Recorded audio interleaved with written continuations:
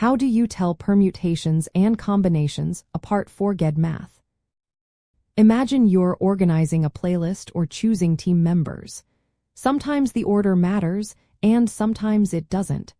That's what permutations and combinations are all about. Knowing the difference can help you answer questions correctly on the GED Math test. Permutations are used when the order of items makes a difference. For example, if you are assigning roles like president, vice president, and treasurer from a group of people, the order changes the outcome. If you switch the people in these roles, you get a different arrangement. So, permutations focus on arrangements where position or sequence is important. Combinations are different because they are about groups where order does not matter. For example, if you are selecting 3 friends to go to the movies, it doesn't matter who you pick first or last. The group stays the same regardless of the order.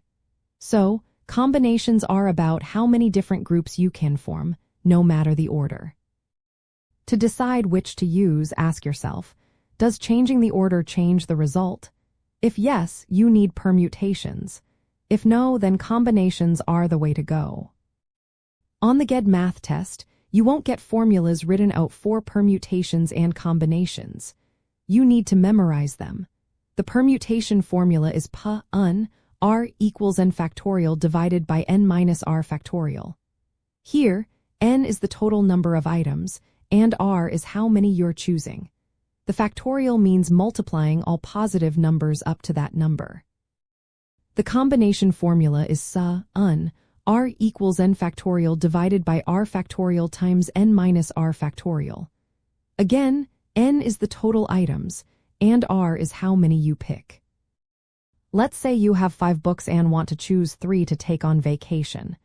If you care about the order you read them in, use permutations.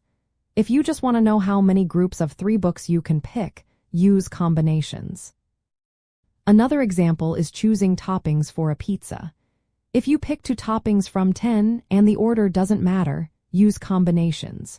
But if you are arranging toppings in a specific order on the pizza, like for a layered look, use permutations.